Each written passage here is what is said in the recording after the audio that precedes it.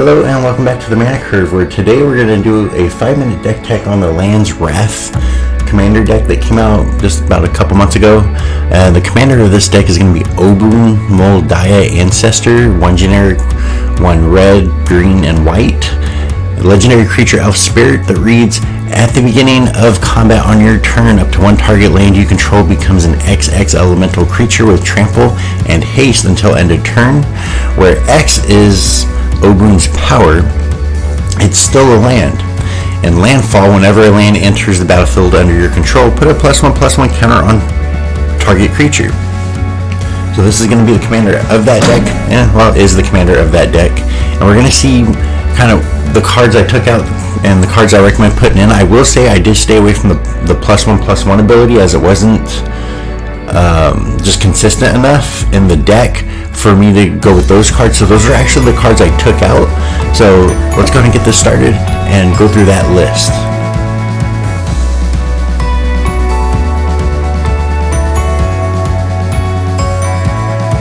Okay, so number 1 on the list, Abzan Falconer, creature, human, soldier, outlast. Put a +1/+1 counter on this creature.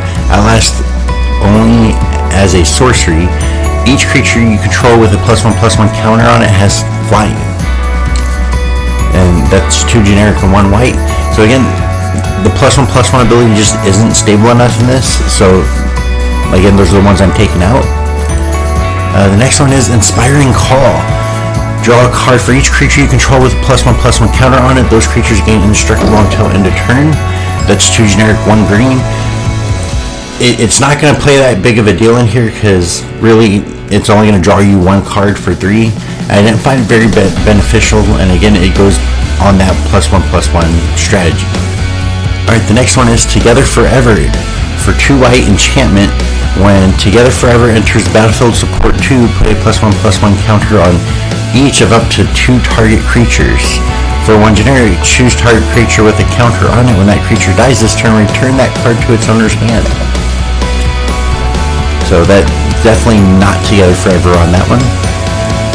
The next one is Evolution Sage. For 2 generic, 1 green, creature, elf, druid. When a land enters the battlefield under your control, proliferate. Choose any number of permanents and or players, then give each another counter of each kind already there. And that's a 3/2. So again, if it's not stable enough in there, your proliferate's just not going to do that much. And if you can keep that card out there for quite a while, which you probably can, it's just not going to do too much unless all these +1/+1s fall into place. Alright, the next one is Elite Scaleguard. For 4 generic, 1 white, creature, human, soldier. When Elite Scaleguard enters the battlefield, bolster 2. Choose a creature with the least toughest amongst the creatures you control. Put 2 +1/+1 counters on it. Whenever a creature you control with a +1/+1 counter on it attacks, tap target creature defending player controls. And that's a 2/3. And again, it's not consistent enough, and there was better cards for me to put in here. Alright, next one up is Armorcraft Judge. For 3 generic, 1 green, creature, elf, artificer. When Armorcraft Judge enters the battlefield, draw a card for each creature you control with a +1/+1 counter on it. Again, basically has the same mechanic other than it's not a 3/3 creature. It's not there enough in order for this card to really matter, in my opinion. Last but not least, Tuskguard Captain. For 2 generic, 1 green, Outlast. For 1 green, put a +1/+1 counter on this creature. Outlast only as a sorcery. Each creature you control with a +1/+1 counter on it has trample, and that is a 2/3. And the mechanic's just not there, and those are all the cards that have the +1/+1 counter on it. So next we're going to move on to what to add next. So the first one I put in here is McKinney Ox. 4 generic, 1 white, creature, Ox that reads Landfall. Whenever a land enters the battlefield under control, tap target creature an opponent controls, and it is a 4/4, so that's good just for messing with your opponent's creatures and keep them out of your way if you're going to attack. Second up on the list is Morog, Fury of Akum, if I'm saying that right at all. 4 generic, 2 red, legendary creature, Minotaur Warrior. that reads, each creature you control gets +1/+0 for each time it has attacked this turn. And it's landfall whenever a land enters the battlefield under your control.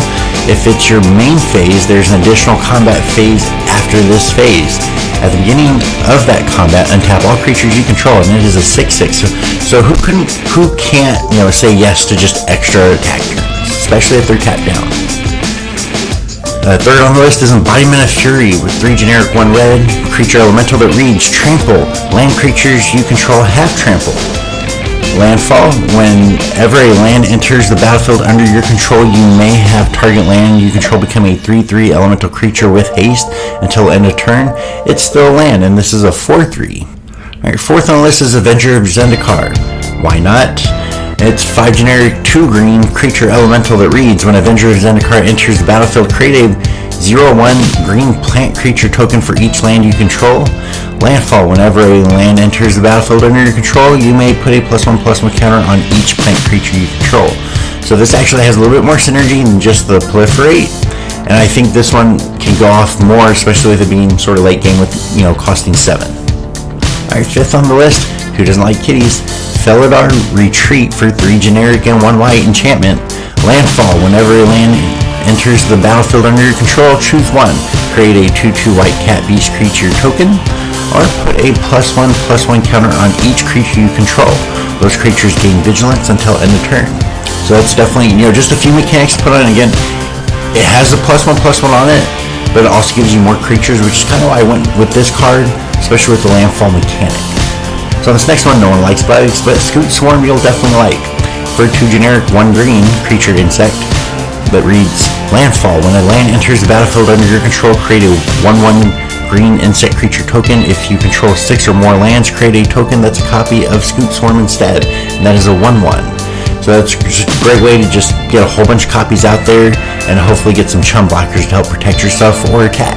And last but not least, no deck is complete without at least 1 dragon, which in this one I chose Nesting Dragon for 3 generic 2 red creature dragon that reads, flying.